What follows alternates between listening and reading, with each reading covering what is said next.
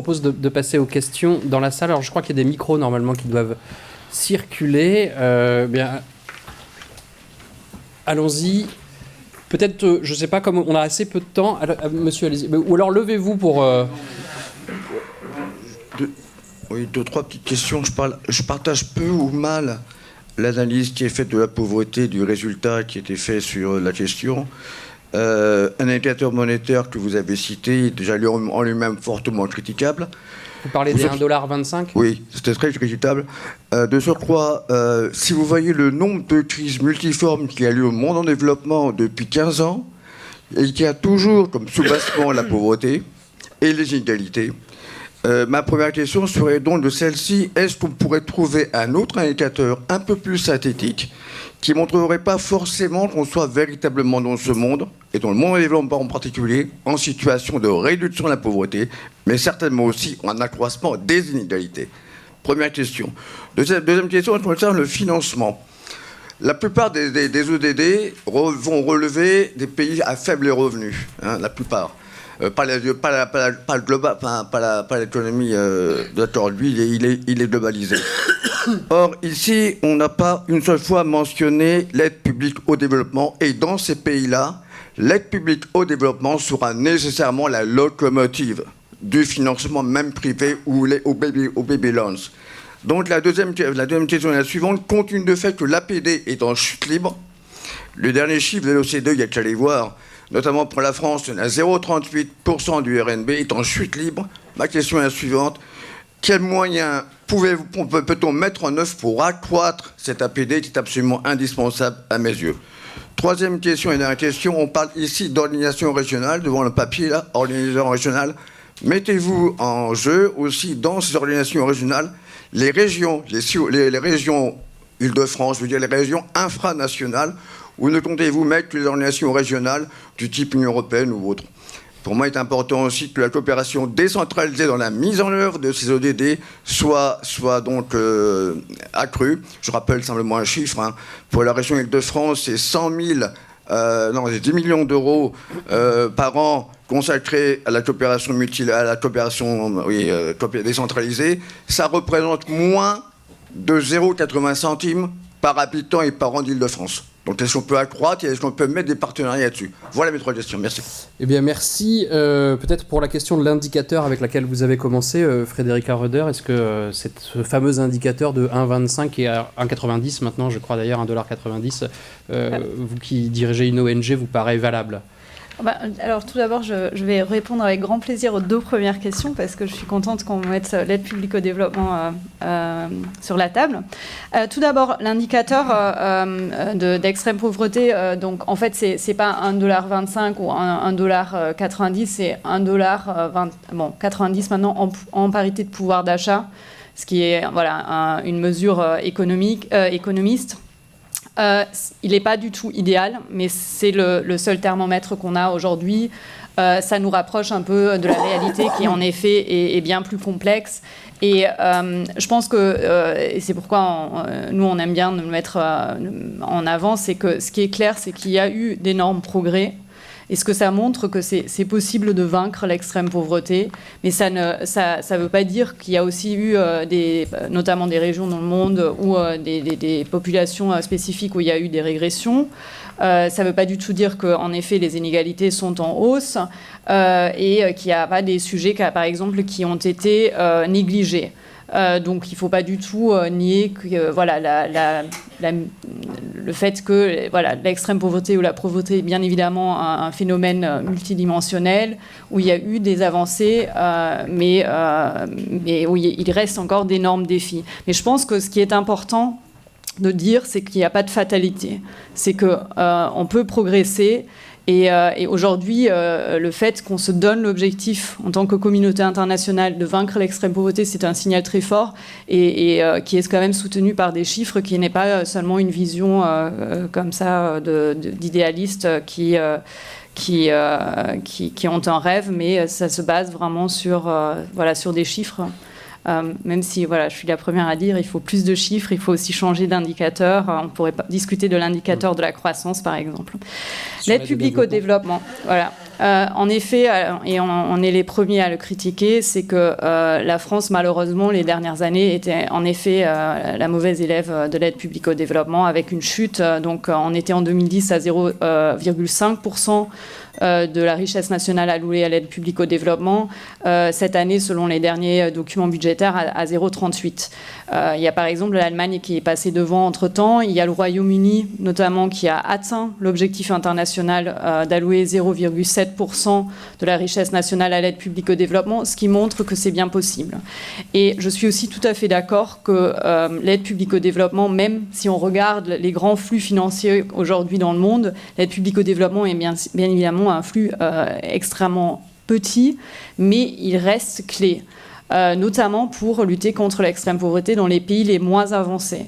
Parce que c'est pas là que le secteur privé va nous sauver. C'est pas lui qui va aller vraiment dans les régions les plus reculées de petits pays qui souvent sont très fragiles ou en conflit. Et il y a plein de pays où l'aide publique au développement reste la première ressource de financement extérieur. Et ce qu'on va voir, c'est que l'extrême pauvreté va de plus en plus se concentrer dans les pays les moins avancés. Et il faut bien évidemment que l'aide publique au développement tienne compte de ce développement, de cette évolution. Et pour le moment, ce n'est pas encore le cas. Et ça, c'est notre deuxième point de critique. C'est non seulement il faut beaucoup plus d'aide publique au développement, mais il faut aussi plus l'orienter vers les pays les moins avancés. Aujourd'hui, seulement 25% de l'aide française va vers les pays les moins avancés. Et ça, c'est bien évidemment pas suffisant. Parce qu'on sait que dans les pays émergents, par exemple, de plus en plus, il y a des ressources domestiques, par exemple, grâce à des meilleurs systèmes fiscaux, grâce au secteur privé qui peuvent être mobilisés. C'est pas la même chose en République centrafricaine, par exemple. Donc, en effet, fort plaidoyer pour l'aide publique au développement. Alors, par contre, on a une bonne nouvelle, et j'espère que cette bonne nouvelle tiendra encore en quelques semaines. C'est qu'en ce moment, le Parlement est en train d'examiner le budget pour 2016. Et depuis lundi soir, la France a à nouveau basculé dans le camp des pays qui augmentent leur aide publique au développement. Donc si les amendements votés par les députés tiennent, on est normalement dans une augmentation de l'aide de 8% l'année prochaine. Alors là, je parle, pour ceux qui s'y connaissent, de la mission aide publique au développement et des deux taxes solidaires qui existent en France, donc la taxe sur les billets d'avion et les revenus qui viennent de la taxe sur les transactions financières. Et ça, c'est un signal très important. Il y a en plus eu une promesse présidentielle faite d'ailleurs à l'occasion du sommet sur les ODD à New York le 27 septembre. Il a promis une augmentation de l'aide publique au développement de 4 milliards d'ici à 2020. Et donc cette hausse qui a été qui se retrouve maintenant dans le budget grâce à l'action, à la mobilisation des députés, permettrait d'amorcer cette hausse, cette progression nécessaire vers cette augmentation de 4 milliards. 4 milliards, c'est donc une augmentation de 50% par rapport à l'aide publique au développement qu'on a aujourd'hui. Donc il faut absolument commencer en 2016 et heureusement, les députés se sont saisis de cette affaire et ont voté ces amendements. Merci pour votre réponse très claire. Sur la question des régions, je ne sais pas qui se sent de répondre. Je laisserai notre directeur de la stratégie répondre sur la question de l'aide publique au développement française. Peut-être sur les régions, comme vous le savez peut-être, les collectivités territoriales, qu'elles soient urbaines ou rurales, font partie aujourd'hui depuis une quinzaine d'années de notre écosystème, comme on dit très clairement. Et nous sommes en relation tant avec certaines collectivités locales françaises qu'avec leur représentation, leur fédération. Et qu'aujourd'hui, sur les aspects climat, on a intégré une alliance qui s'appelle City Climate Finance Leadership Alliance, sous l'égide du PNUD et de la Banque mondiale, et nous sommes particulièrement actifs, laquelle alliance sera présente bien sûr lors de la COP21 et déclinera un certain nombre de messages dans les side events. Comment on a pu faire ça? Très clairement, en construisant en partenariat avec des collectivités locales, urbaines et rurales, des pays dans lesquels on intervient, par des financements qu'on appelle sous-souverains. On vient accompagner dans le cadre de la décentralisation, le transfert de compétences et le transfert des financements y relatifs, et permettre, dans une collectivité notamment urbaine, de la planification urbaine, de l'amélioration des services urbains, et de travailler non plus en silo, comme le disait mon voisin, mais autour des trois dynamiques, emploi, mobilité et accès aux services essentiels.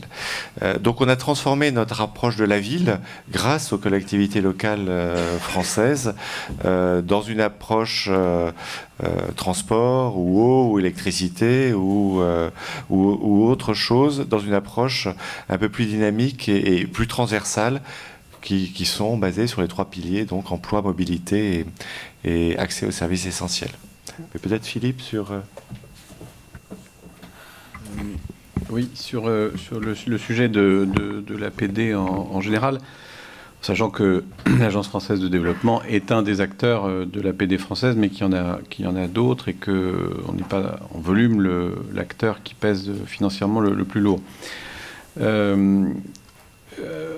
Un chiffre, l'APD n'est pas du tout en chute libre. C'était 135 milliards de dollars l'an dernier, 140 milliards, ça n'a jamais été aussi haut au plan mondial. On peut estimer que ce n'est pas assez haut, on peut estimer que tout le monde devrait être au 0,7% au sein des pays de l'OCDE. Et d'ailleurs, peut-être qu'en dehors de l'OCDE, ça pourrait faire école, qu'il n'y a pas de raison que les très grands pays émergents ne rejoignent pas cet élan collectif et n'augmentent pas ou ne créent pas eux-mêmes aussi de l'APD. Mais on ne peut certainement pas dire qu'elle est en chute libre, c'est inexact. La trajectoire de la France est celle qui a été évoquée, mais y compris à la lumière des décisions récentes rappelées par Frédéric Roeder, et ça dit quelque chose que le président de la République, le Parlement, se soit engagé dans cette voie et demandé à l'Agence française de développement d'accroître le financement du développement. Mais il faut bien voir aussi que l'enjeu de l'APD en tant qu'enjeu systémique d'apport de ressources, ça concerne la quarantaine de pays à faible revenu, la quarantaine de PMA, pour qui c'est un accès à des ressources qui ne peuvent être trouvées nulle part ailleurs.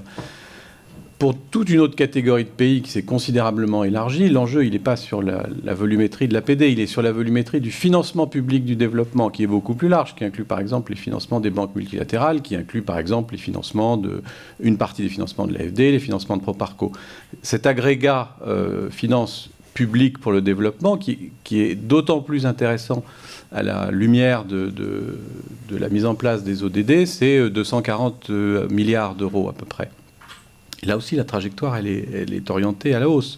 Le financement public du développement bilatéral, régional ou multilatéral augmente. Mais quand bien même ça augmenterait beaucoup plus fortement, il faut juste avoir en tête ce que sont les échelles de grandeur. Je ne parlerai pas ici de choses qui sont extra-publiques, les transferts des migrants, l'investissement privé. Je parlerai justement de ce qui est public domestique, les recettes fiscales cumulées des pays en développement et des pays émergents. C'est 2700 milliards, c'est-à-dire 10 fois plus que le financement du développement. Donc très clairement, quand à Addis Abeba on dit, et quand on redit à New York, le premier enjeu pour dégager les ressources nécessaires pour financer les ODD, c'est l'accroissement des ressources nationales, on a raison, c'est là qu'est la masse d'argent dont l'accroissement ou la réorientation, confère ce que disait Pierre Ducret, est susceptible ou non d'être transformationnelle.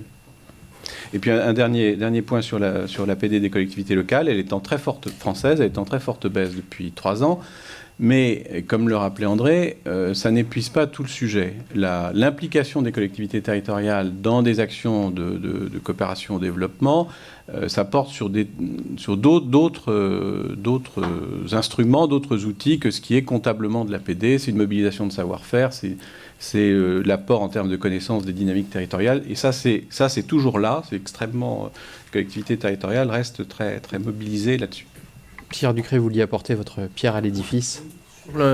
Indirectement sur l'APD, mais je crois que c'est important pour poursuivre notamment cette idée qui fait le lien avec la question de la fiscalité, donc le vrai gisement est domestique. Mais si je fais le lien avec les problèmes de régulation, le fait que dans l'agenda notamment celui du G20, la lutte contre la fraude et l'évasion fiscale,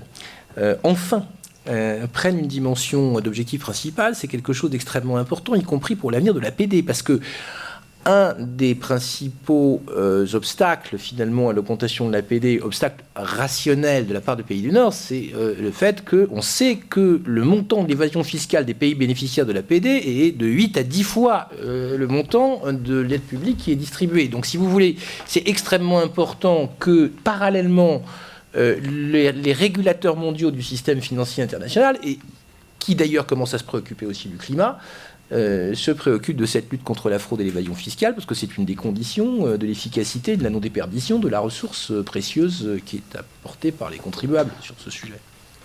D'autres questions, monsieur? Merci. Bonsoir. Moi, c'est Lassina Bamba. Je suis le président de l'association Paix, Culture et Développement en Afrique. Je me réjouis de cette conférence, mais sur la question de la gestion des inégalités. Et on a pris l'indice de pauvreté comme un $25 ou peu importe. Quand je vois cette inégalité entre les différentes monnaies sur les différentes contrées, $1, ça fait autour de 450 francs CFA, ou €, ça fait autour de 695 francs CFA. Cette forme de monétarisation de la gestion des inégalités n'est pas en elle-même des mécanismes de remise en cause même de ce que nous recherchons à travers les OMD. Parce que quand je vois, il n'y a pas autre mécanisme qui est choisi dans la société pour dire les mécanismes sociaux. On prend seulement l'indice économique pour gérer la question de l'inégalité. Le deuxième volet de ma question, c'est de savoir quelle est la place de coopération multilatérale, plurilatérale, qui existe déjà entre les différents États lorsqu'on veut créer des partenariats globaux pour la gestion des ODD. Et la dernière question, c'est de savoir quelle est la place de la diaspora africaine. Parce qu'on traite toujours avec nos États. La dernière conférence de l'Union africaine à Addis Abeba a choisi la diaspora africaine comme la 6e région de l'Afrique, qui apporte plus de 400 milliards officiellement par an et qui fait plus de 2 à 3 fois les aides au développement. Quelle peut être la place de cette communauté diasporique dans la réalisation de tous ces mécanismes qui sont en train d'être mis en place? Et évidemment, je terminerai par le mécanisme de suivi. Parce qu'on a vu les OMD qui ont fonctionné depuis 1990 jusqu'à les années 2015. Je me rappelle bien qu'en 2008, nous avons travaillé sur la question de la petite enfance au niveau de l'espace UEMOA. Et jusque-là, il n'y a pas eu de mécanisme, notamment au plan international, pour le suivi de cet élément qui est un élément fondamental pour le développement en Afrique. Donc, quel est le mécanisme qui sera mis en place pour permettre le suivi de la réalisation de tous ces projets? Merci. Beaucoup de questions en une. Qui se sent de répondre? Peut-être sur le mécanisme financier, on en a déjà un peu parlé. Je ne suis pas sûr qu'on puisse apporter une autre réponse, sauf si quelqu'un... Oui. Oui, j'aimerais juste citer Helen Clark, l'administrateur général du PNUD. Elle disait l'autre semaine là, que maintenant c'est l'ère des agences de l'ONU. Et peut-être après cette donc énorme négociation à l'ONU centrale, à New York, c'est maintenant aux agences de l'ONU de mettre en œuvre. Et notamment, justement, UNESCO est en train d'adopter maintenant un cadre d'action pour mettre en œuvre toutes les actions nécessaires pour atteindre l'objectif sur l'éducation. Et donc je pense que dans toutes les enceintes ONU, on va maintenant commencer à travailler avec ces objectifs comme cadre, comme objectif.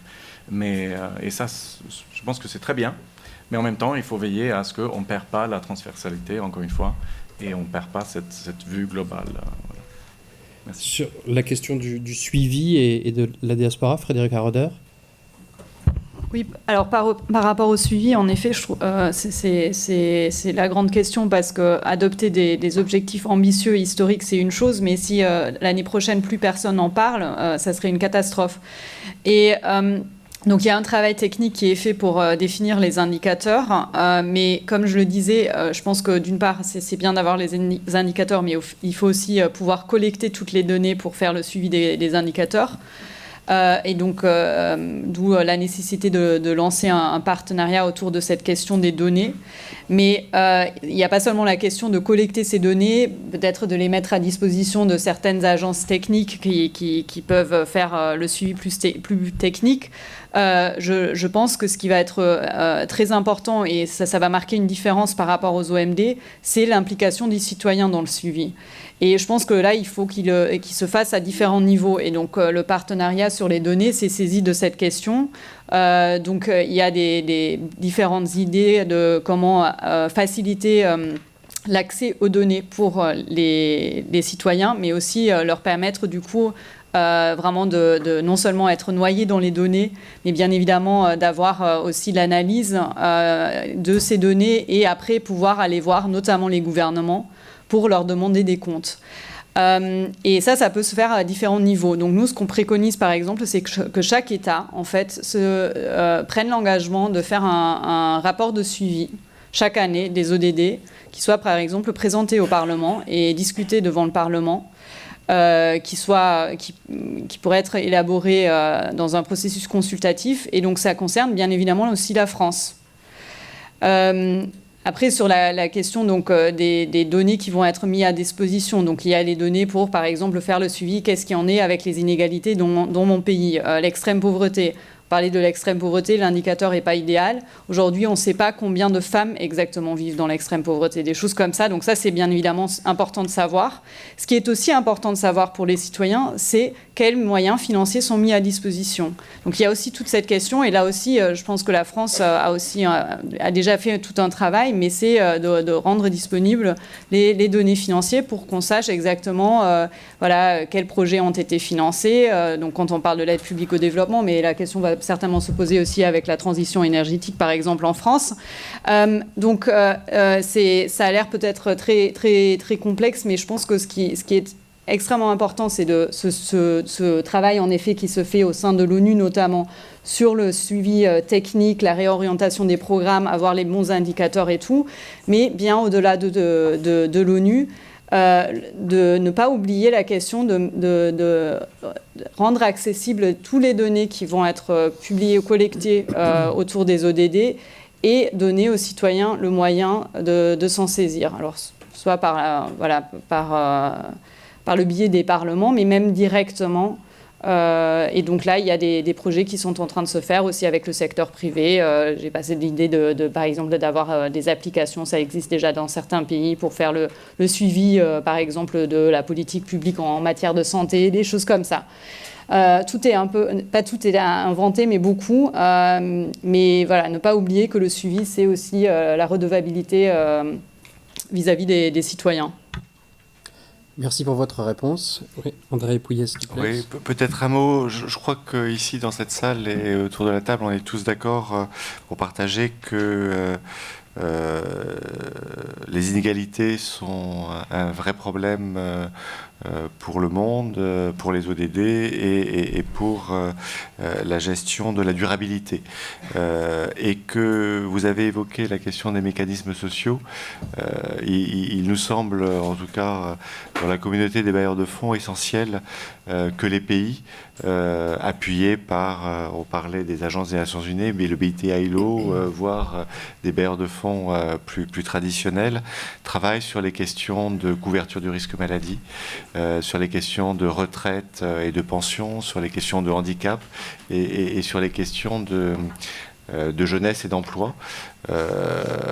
Il y a des efforts qui sont faits en la matière, certes insuffisants, mais ce sont des efforts qui méritent toute notre attention dans la mesure où ils sont des anti-trappe à pauvreté.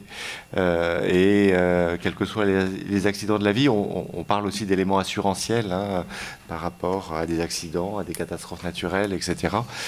Ces éléments sont fondamentaux pour que les personnes qui commencent à sortir de la pauvreté ou de l'extrême pauvreté n'y retombent pas au moindre choc exogène.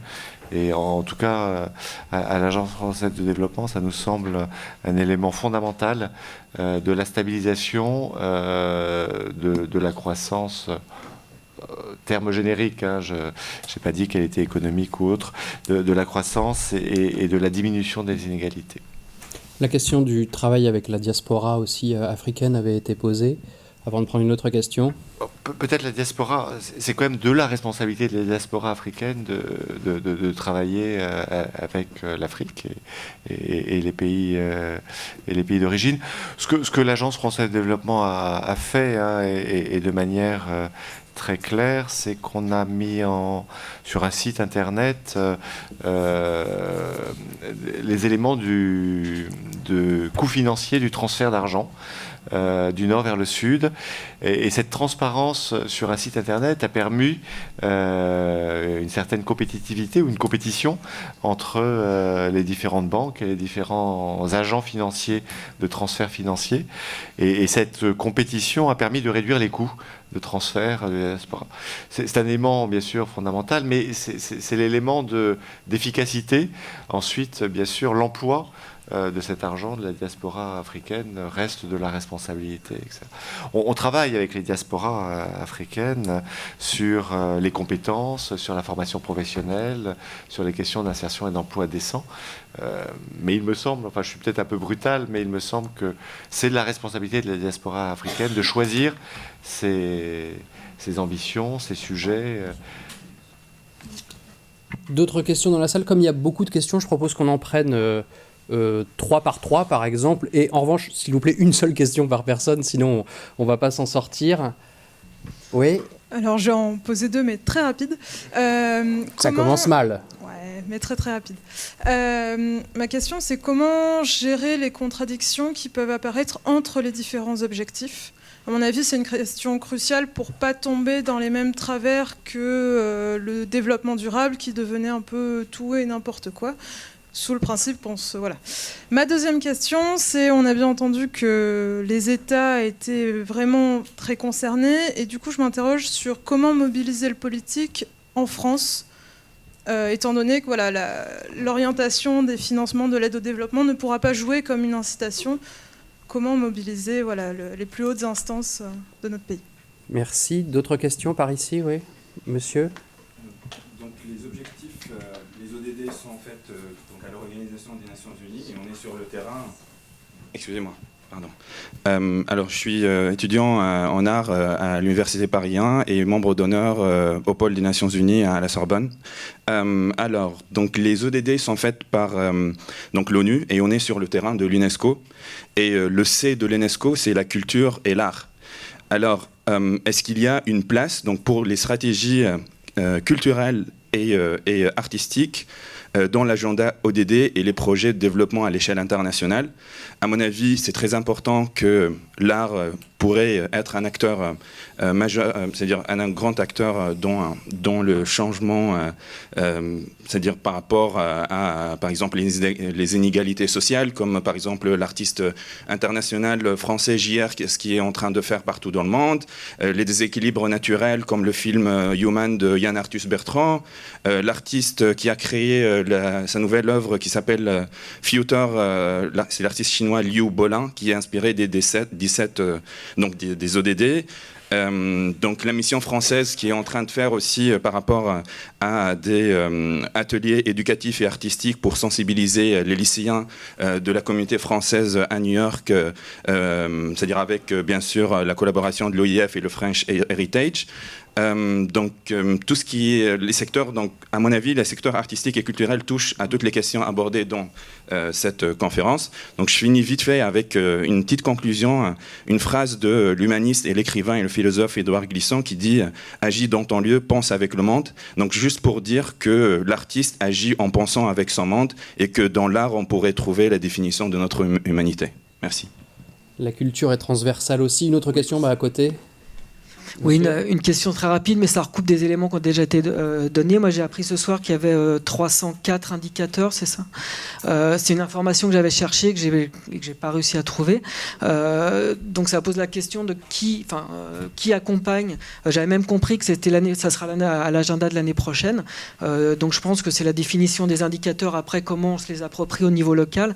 Mais est-ce qu'il n'y a pas un besoin d'avoir, si ce n'est un guichet, un interlocuteur pour accompagner ces aspects-là? Si oui, qui est l'accompagnateur, que ce soit au niveau national comme au niveau global?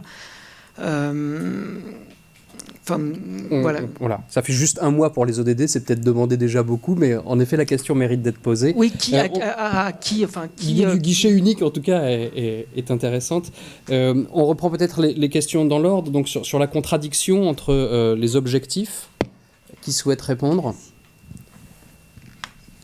Vous précipitez pas. Merci André. Oui, je vais me lancer. Je ne suis pas sûr qu'il y ait contradiction. En tout cas, c'est un terme qui me dérange un tout petit peu. Il y a forcément des tensions dans ces ODD, mais mes contradictions, je ne partage pas ce substantif en tant que tel. La tension, c'est normal et elle montre en fait la complexité de nos mécanismes nationaux, mondiaux, de gouvernance, de régulation et d'action.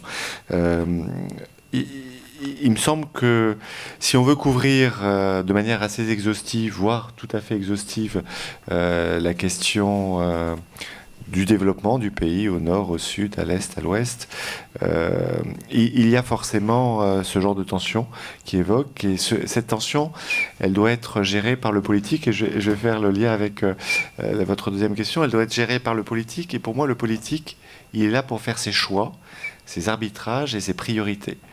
C'est-à-dire que la mise en œuvre d'une déclinaison des 17 ODD de manière linéaire, équilibrée et barycentrée en plein milieu ne vaut rien, puisqu'il n'y aura pas de choix en la matière qui sera fait, et on ne décidera pas que tel élément est, à ce stade-là, au moment donné, dans tel contexte, plus important, en termes de délai et de priorité.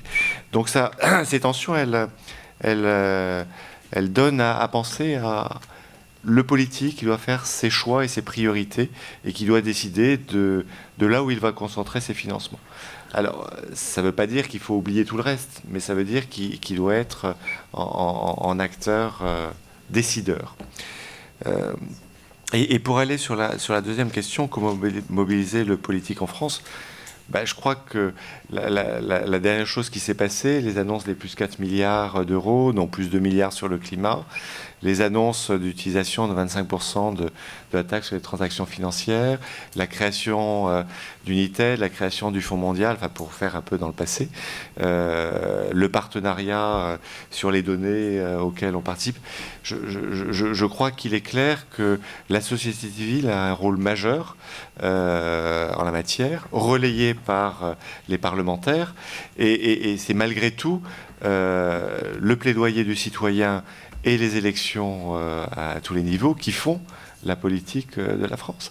Et c'est vrai qu'aujourd'hui, on est peut-être un peu dans le changement de paradigme, mais en France, compte tenu d'un certain nombre de difficultés financières liées à des migrations, etc., on a l'impression quelquefois de se resserrer sur notre propre nombril, au lieu de considérer que le monde est un et unique et que ce qui se passe ici va nous impacter là. Et il faut de toute manière continuer l'argumentaire comme quoi le Zambèze est toujours plus important que la Corrèze. Voilà. Pierre Ducré, sur cette question, vous vouliez réagir ? De la relation entre l'opinion publique, la société civile et le gouvernement, je voudrais juste prendre un exemple qui est celui de la Chine. Probablement sur le sujet du climat, l'élément le plus important, le plus massif, si vous voulez, le facteur de progrès le plus puissant dans la négociation climatique, c'est l'évolution de la position chinoise. C'est le fait que la Chine ait accepté de caper ses émissions en valeur absolue en 2030 et que ça sera peut-être en 2025, etc. Et à soi seul, ça fait la différence et ça change en plus la structure même de la négociation, etc. Pourquoi le font-ils ? Pourquoi ce changement ? Mais fondamentalement, c'est parce que, alors qu'on ne peut pas tout à fait dire que la Chine soit une démocratie, c'est parce qu'ils n'avaient pas le choix, parce que c'est une pression très très forte de leur opinion publique. C'est l'opinion de tous les pays du monde, l'opinion publique la plus concernée par le sujet climatique est l'opinion publique chinoise. Tous les sondages mondiaux le confirment. Donc c'est parce que le pouvoir chinois a très bien compris que s'il voulait tout simplement rester au pouvoir, il fallait que les enfants des familles chinoises puissent respirer, parce que sinon ils finiraient très très mal, hein, et que le deal démocratie contre ordre et croissance, etc., ne tiendrait pas s'ils ne pouvaient pas résoudre la question de la pollution de l'atmosphère et d'une façon générale l'épuisement des ressources naturelles. Voilà. Donc je trouve que l'exemple le plus frappant et le plus puissant. Frédéric. Oui, alors je veux juste soutenir ce qui vient d'être dit, c'est que on ne devrait pas être trop pessimiste. En fait, en France, il y a quand même toujours une majorité de la population, et les sondages que l'AFD publie chaque année le montrent, un soutien très fort de la population française à l'aide publique au développement. Et ce qui s'est passé les derniers jours à l'Assemblée nationale l'ont montré que c'est la même chose du côté politique et à travers les bords politiques. Donc vraiment, je veux dire, c'est peut-être pas le plus intéressant de regarder des débats parlementaires, mais celui de vendredi matin, 2h30, sur l'aide au développement, mention des ODD, mention de ce qui a été annoncé par le président, bien évidemment la COP qui s'annonce, etc. C'était un signal très très fort qui montre qu'il y a un soutien vraiment très fort du côté des citoyens et du politique pour une aide publique au développement forte et une politique de développement au sens large. Et si les députés se sont saisis de cette question, c'est bien évidemment parce que derrière, il y avait une mobilisation citoyenne qui souvent est en effet canalisée par des ONG, dont One. Mais vraiment, derrière, c'est des particuliers qui ont écrit à leurs députés, qui les ont rencontrés, qui étaient présents sur les réseaux sociaux. Et je trouve que c'est une très très belle preuve qui montre que vraiment chaque citoyen a le moyen d'influencer le politique et de faire bouger les choses. Et donc voilà, j'invite vraiment tout le monde à s'impliquer. Et du coup, je vais faire le lien aussi avec la prochaine question, qui était la question de la culture et de l'art. En effet, je pense que c'est très très important, et parce que l'art et la culture au sens large ont la possibilité de sensibiliser un public bien plus large que un débat à l'AFD. Je suis désolée, mais on reste quand même un peu entre experts. Et aussi voilà, de remettre un peu les choses en perspective, parce qu'on parle de quoi? On parle, oui, de projets de développement, de financement, mais on parle en fait vraiment de notre vision du monde, de ce que nous, on veut accomplir ensemble en tant que communauté internationale. C'est sauver la planète, c'est de ne pas accepter que l'extrême pauvreté existe encore, qu'il y a encore des gens qui chaque soir se couchent avec la faim au ventre, qu'il y a des inégalités qui en plus s'aggravent de jour en jour. Donc vraiment de revenir à l'essentiel. Et nous, on travaille moins avec des artistes peintres, etc., mais bien évidemment souvent avec des artistes musicaux, parce que c'est un bon moyen d'atteindre des couches de la population qui peut-être a priori ne sont pas forcément intéressées par ces choses. Et donc c'est extrêmement important, et je suis contente que ça a été mentionné.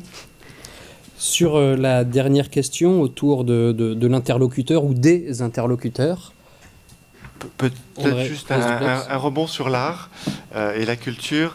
Non, juste pour signaler que en 2009, je crois, le ministère français des Affaires étrangères, qui s'appelait à l'époque européenne, l'Agence française de développement, ont accompagné le PNUD dans la réalisation d'un film qui s'appelait 8, qui avait donné carte blanche à 8 grands réalisateurs. Il y avait des Jane Campion, il y avait des Abderrahmane Sissako, il y avait des Mira Nahir, il y avait des Gaspard Noé, etc. Ce film n'a sans doute pas eu l'audience qu'il méritait. Je ne sais pas si certains d'entre vous l'ont vu, mais c'était un film assez extraordinaire. Et en fait, c'est l'art qui parlait. Il y a eu une déclinaison qui a été publié. C'était un livre qui s'appelait 8, et c'était Agnès Valda, Vénus Corrigata, Philippe Besson qui avait écrit, plus 5 autres. Et chacun avait carte blanche pour écrire ou pour réaliser un court-métrage sur un des 8 OMD.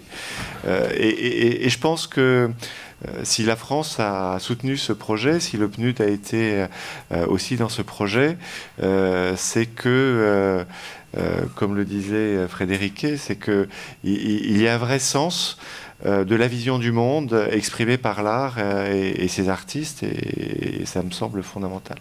Et donc je vais changer de sujet, un peu plus technocratique sur les 304 indicateurs et qui va accompagner. Ce qui est vrai, c'est qu'il n'y a pas de guichet unique. Ce qui me semble, c'est que c'est un vrai défi pour que chaque pays... Alors, en France, ça risque d'être déjà très compliqué, mais on a les bases statistiques et ça remonte et ça redescend, etc. Donc on va sans doute un peu y arriver. Au Burkina Faso, au Cambodge ou au Burundi, ça risque d'être diablement compliqué. Et c'est pas tant le nombre des ODD, le nombre des indicateurs ou des cibles qui est important, c'est la machine de guerre que les pays les moins avancés ou les plus vulnérables doivent déployer, dépenser de l'argent, de l'administration, des compétences pour faire cette redevabilité qui est importante. Et c'est ça qui est, à mon sens, le plus critiquable dans l'histoire. C'est pas, bien sûr, ces objectifs extraordinaires, c'est pas cette transversalité, c'est pas le fait, c'est la machine de guerre que ça doit engendrer, générer, en termes de statistiques, de fiabilité des statistiques, d'administration et de concentration de compétences qui sont déjà peu nombreuses en la matière. Voilà. Mais c'est un avis personnel. Merci. Trois autres questions, peut-être les dernières d'ailleurs, compte tenu de l'heure. Dans ce cas, parce qu'il y a 4 mains, on peut pousser jusqu'à 4 mains qui se sont levées. Amélie Mazega de Conseil Santé du groupe Sofreco. En fait, c'est plus une observation qu'une question, parce que je ne suis pas sûre que ça appelle de réponse immédiate en tout cas. Mais vous nous avez présenté ces objectifs, on a parlé stratégie, on a parlé financement, et c'était très utile, je vous remercie. Moi, je reste un petit peu sur ma faim, parce que j'ai l'impression qu'on n'a pas parlé tellement opérationnel. Alors évidemment, le financement est la chose la plus importante puisqu'on en a besoin. Mais qu'est-ce qu'on fait de l'argent? C'est aussi une question. Et très vite derrière, quand on parle des objectifs et après, il me semble, la question se pose de comment on va faire. Alors je rejoins Madame Roder sur le fait que l'État a un rôle central. L'État, il va orienter, il va financer. Et je trouve que, enfin, peut-être pas aujourd'hui parce qu'on ne pouvait pas tout faire en 2 heures, mais qu'en tout cas dans le cadre d'une discussion à l'Agence française de développement et sur ce qui va se poser très vite avec ces nouveaux ODD, la question de savoir à qui on confie l'argent. Donc il y a différents types de partenaires, il y a des bureaux d'études comme le nôtre, des ONG, et finalement comment l'État organise cette réponse, et notamment dans le cadre national. Voilà. Merci. Oui, merci. C'est une observation et une interrogation, notamment par rapport aux chiffres dont la dame a parlé tantôt, l'absence des chiffres, et de la machine de guerre dont le monsieur a parlé, justement pour la collecte des chiffres, pour m'interroger à savoir comment est-ce que sont les chiffres que nous n'avons pas en Afrique. On peut dire que les OMD ont réussi sans avoir eu les chiffres de départ, parce qu'effectivement, on a une absence de chiffres dans tous les domaines. Et cette absence de chiffres pointe du doigt le manque d'observation des institutions envers les populations. Les institutions n'en savent rien de comment les populations vivent. Elles ne font rien pour le savoir. Et comment est-ce qu'on peut évoluer sans avoir les chiffres de base? Ça, c'est très, très pertinent. J'aimerais comprendre, d'autant plus que je suis membre d'une association qui travaille au Cameroun, mais les chiffres, on ne les a pas. Et parlant justement des chiffres et de cet accompagnement, est-ce qu'il serait possible aux institutions internationales qui sont ici d'accompagner les États à mettre en place justement cette permanence? Parce que les projets, c'est bon, mais ça dure 2 ans, 3 ans sur un territoire donné, après qu'ils s'envolent. Est-ce qu'il y a possibilité de mettre en place un programme permanent pour accompagner les populations? Pour les accompagner à quoi? Pour les accompagner justement d'abord dans la transversalité. Parce que malheureusement, on a tellement épuré les thèmes si bien qu'on ne se retrouve pas. On ne se retrouve pas sur si on parle de pollution, c'est seulement la pollution, si on parle de changement climatique, c'est seulement le changement climatique. Il faut, à mon sens, partir de la transversalité pour arriver vers le spécifique. Donc, pour que les gens aient une vision plus large du problème, avant d'aller au truc spécial. Donc, ce serait une très bonne chose de mettre en place d'abord ce socle qui est la transversalité avant de faire ça. Et aussi, pourquoi cette permanence? C'est pour l'accompagnement, comme je l'ai dit tantôt, parce que pour sortir de la pauvreté, pour être autonome, ça dépend à 70% de la personne. Ça dépend de l'état d'esprit.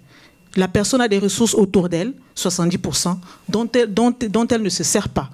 Et vous venez avec 30% et elle attend plus de vous. Et finalement, on se retrouve en Afrique avec des situations où les personnes sont en attente alors qu'elles ont autour d'elles tout ce qu'il faut faire. Et pour cela, il faut une permanence pour les accompagner à utiliser leurs ressources propres. Merci. Merci pour votre question et intervention en même temps, monsieur. Jean-Jacques Nzanangaba, l'AFD. Du CCFD, pardon. Voilà. Ma question, quel mécanisme ou quel outil mettre en place pour réaliser les projets qui sont souvent financés malgré la non-gouvernance de certains pays en Afrique? Merci pour votre question. Et la gouvernance, c'est vrai que c'était un thème qu'on avait prévu d'aborder, mais qu'on n'a pas eu le temps de faire. Dernière question, monsieur, puis ensuite on vous laissera répondre. Donc moi, c'est une observation, ça peut être une question à la fois, je sais pas. Enfin, voilà. En fait, moi j'ai l'impression que le grand absent dans ces 17 ODD, c'est qu'il en manque un 18e, et c'est peut-être le marché libre comme un moyen d'accumulation de capital de façon totalement libre. Parce que même si, par exemple, dans l'objectif numéro 16, on veut bien s'occuper de l'évasion fiscale, le marché en tant que tel, comme un espace qui devrait devenir juste, qui devrait mettre des lois légitimes pour faire fonctionner la justice, dont des lois par exemple sur le climat, parce qu'en fait on diversifie un peu comme ça les objectifs, on fait un objectif sur le climat, un objectif sur... Mais en fait, si les individus ne sont pas vraiment responsables de ce qui se passe dans le climat, c'est bien parce qu'on leur vend des voitures, c'est bien parce qu'on leur vend des produits qui polluent qu'on pollue. Donc si le marché était plus régulé, je pense que la question du climat serait déjà un peu plus contrôlée. Et en fait, je sais pas, en regardant comme ça, je me dis, mais en fait, ces objectifs sont là pour nous dire ce qu'on doit faire et ce qu'on ne doit pas faire, pour faire fonctionner la croissance, comme il a été dit tout à l'heure au début. Et donc, on est en train comme si on devait gérer nos vies, en fait. Vous devez faire ça et pas ça, et puis en plus, on va vous dire aussi comment vous devez le faire. Pas être en bonne santé, avoir la santé, pas avoir de l'éducation, mais être éduqué pour avoir un emploi, etc. etc. Enfin, comme j'ai repéré des phrases qui étaient avoir des compétences, il faut être compétent, il faut être performant. En fait, tout est fait pour faire fonctionner cette économie du plus, et en même temps, on fait des objectifs pour contrôler tout ça. Voilà. Au lieu de contrôler ce qui est la source, en fait. Non, je ne sais pas. Ça, c'est la réflexion que je me suis faite. Eh ben, on aura l'occasion d'y répondre. On va recommencer, je pense, dans l'ordre des questions. Tout d'abord sur l'opérationnel. On avait commencé un petit peu à l'évoquer. Je ne sais pas qui veut prendre la parole sur cette question. Frédéric? Alors, en fait, j'aimerais bien répondre à cette question en lien aussi avec ce qui a été dit sur la gouvernance. Je pense que en effet, ça aurait été intéressant d'aller plus loin dans l'opérationnel, mais il y a des choses qui ont été dites. C'est que, en effet, il faut maintenant un peu repenser des projets, des financements, etc., de développement pour intégrer, pour prendre en compte cette transversalité, intégrer des dimensions qui peut-être n'étaient pas forcément intégrées aujourd'hui. Donc, par exemple, moi, je parlais de la dimension genre. En même temps, quand même, toujours la nécessité d'avoir des projets ciblés, sectoriels. Voilà, l'un n'exclut pas l'autre. Et si on parle de gouvernance, et moi j'étais la première à dire il faut absolument encore de l'aide publique au développement, ça va rester extrêmement important pour mettre en œuvre les ODD. Bien évidemment, l'objectif, c'est que à un moment, même les pays les plus pauvres vont pouvoir financer eux-mêmes leur développement, leur politique publique, etc. Et d'ailleurs, ça c'était une étape très importante lors de la conférence d'Addis qui portait sur les moyens de financement de ces ODD, c'est que les États en développement se sont fixés aussi des objectifs pour améliorer leurs ressources fiscales. Alors là, on est en plein dans la gouvernance, bien évidemment, et ça montre aussi très bien pourquoi l'aide publique au développement reste tellement importante. Parce qu'aujourd'hui, dans beaucoup de pays, notamment d'Afrique subsaharienne, mais aussi ailleurs, les institutions étatiques sont bien trop faibles, et notamment les autorités fiscales, les autorités douanières, mais aussi les cours des comptes, les parlements qui font tout le suivi derrière budgétaire. Et là, bien évidemment, il faut de l'aide publique au développement qui permette à renforcer ces institutions. Et ça avait été dit, donc le renforcement de capacité, un terme assez technique, mais vraiment extrêmement important pour permettre ce développement vraiment durable et qui ne se termine pas au moment où le financement du projet s'arrête. Et alors, comment est-ce qu'on fait ça ? Et en fait, là, du coup, il faut le dire, c'est que malheureusement, aujourd'hui, dans le monde du développement, il y a énormément d'acteurs qui ne savent pas le faire. Il y a eu une tendance à un moment de mobiliser de plus en plus d'argent, de limiter les moyens, d'ailleurs aussi de la France dans ce domaine. Et plus d'avoir des grands projets où on peut mettre énormément de millions d'euros dessus. Quand on fait du renforcement de capacité, et notamment dans tout ce qui est domaine de la gouvernance, donc renforcer une administration fiscale ou renforcer l'administration d'un parlement, alors là, on est en plein dans des petits projets, mais à haut risque et très politique, et personne ne veut le faire. Alors j'exagère légèrement, il y a toujours des gens qui le font, et d'ailleurs l'AFD vient je pense, de récupérer tous les projets gouvernance démocratique, financer les projets bilatéraux financés par la France. Mais là, je pense que ça, on parle beaucoup notamment mobiliser les financements publics, ça va être extrêmement important pour lutter contre le changement climatique. Mais en effet, il y a aussi une question qui se pose sur la manière dont nous, on fait l'aide publique au développement. Et aussi de refaire des petits projets novateurs qui sont à haut risque. On ne voit pas directement le résultat, mais qui peut-être vont changer la donne sur le long terme parce qu'ils vont permettre aux États de vraiment développer leur système étatique, leur état de droit, de lever plus de ressources, d'avoir un système fiscal juste et progressif, etc. Donc ça, il ne faut pas l'oublier. Ce n'est pas énormément d'argent qui est derrière, mais c'est ça qui vraiment peut permettre le changement. Merci d'avoir répondu à la fois aux deux questions, celle sur l'opérationnel et également celle sur la gouvernance. La question des chiffres a été évoquée, on a commencé déjà un petit peu à en parler, mais sur la fiabilité des chiffres ou sur l'absence de chiffres en Afrique, comme le disait Madame, est-ce que quelqu'un peut répondre ? Pierre Ducret ? Moi, je voulais dire une chose seulement sur les chiffres du climat.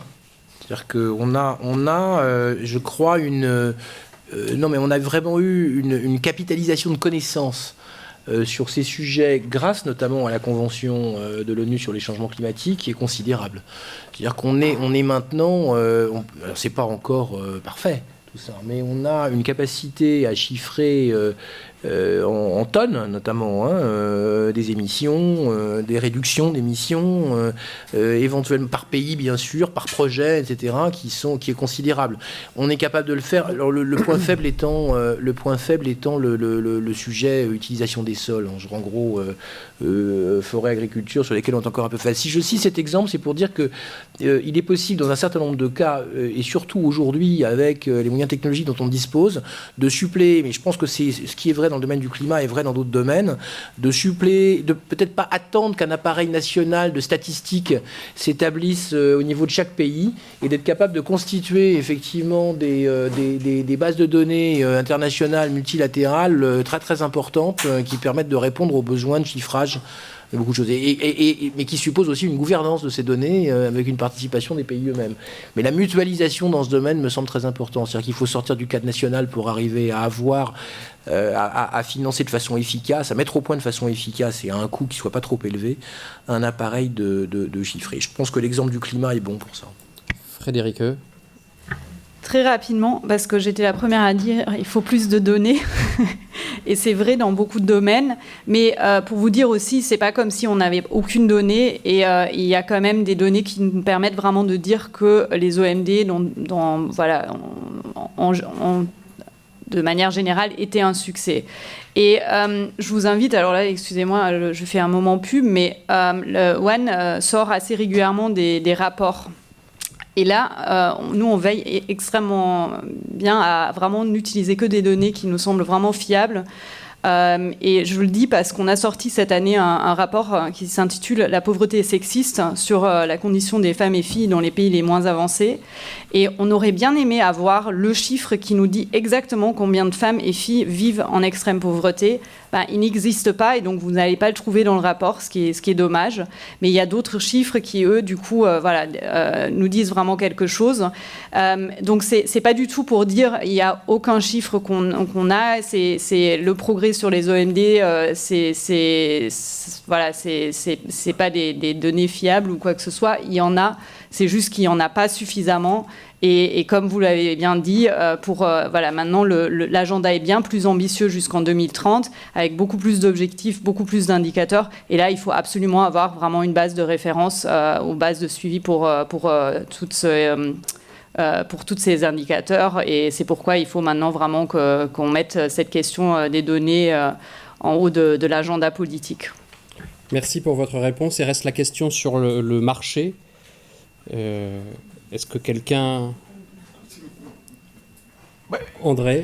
Quand même, j'espère que vous êtes allé jusqu'à l'ODD 17, parce que l'ODD 17, qui est le partenariat mondial, traite de ces questions-là. Pas de manière exhaustive, il est clair, mais traite des questions de commerce, des questions de symétrie dans les échanges commerciaux. Et on est un peu sur le sujet. Alors,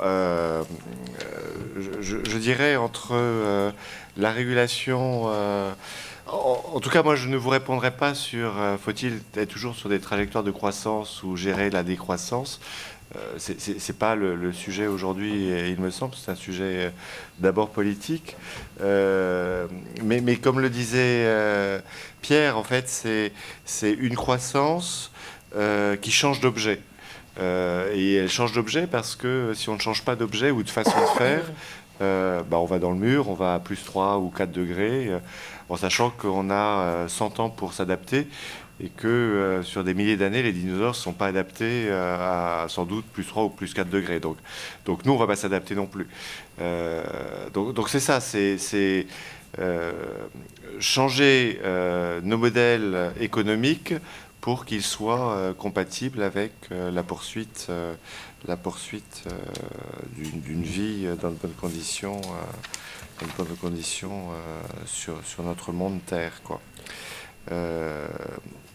Mais oui, pardon. Oui, pardon, Pierre Rab, du européenne. Enchaîner avec un exemple comme pour le fonctionnement du marché, l'Indonésie qui vient de réformer leur système de subvention aux énergies fossiles. Et donc, du coup, l'État a épargné l'équivalent de l'aide publique au développement totale de la Suède et de la Norvège ensemble. Et donc, ça rend, toutes les questions politiques autour du marché, et pas le marché global, OMC, etc., mais dans les pays, ça rend beaucoup d'argent, du coup. Et Philippe Orliange, pardon, vous vouliez... Oui, ce sera le mot de la fin d'ailleurs. Juste réagir à une espèce de petit glissement sémantique qui s'est produit au fil des dernières questions. Quand on nous a demandé, mais finalement, à qui vous allez donner l'argent, qui va faire le projet, etc. Poser cette question, c'est quand même méconnaître, pour rester sur les questions de financement, le niveau sur lequel on doit agir en priorité. Le niveau sur lequel on doit agir en priorité, c'est les dépenses publiques nationales. C'est les 2700 milliards dont on a parlé tout à l'heure. Et pour agir sur la réorientation des dépenses publiques, il faut travailler sur les politiques publiques. Donc il faut disposer, à partir du moment où on a le gouvernement concerné ou les gouvernements concernés font appel à des partenaires extérieurs, il faut quand même disposer d'une capacité d'action, de conseil, d'appui conseil à la définition et à la réorientation de politiques publiques. Si on se concentre uniquement sur comment on va faire le projet d'APD, c'est-à-dire les 140 milliards dont on a parlé tout à l'heure, on passe à côté de 90% du sujet futur. Et il n'y a aucune chance, si on travaille comme ça, que les objectifs transformationnels qui sont liés aux ODD soient jamais atteints. Donc il faut travailler au bon niveau et avec les modalités adaptées. Ce qui ne veut pas dire, je rejoins tout à fait ce que disait Frédéric Roeder tout à l'heure, sur la nécessité de prendre le risque d'investir dans des projets de renforcement de capacité risqués, etc., etc. Ça, il faut le faire.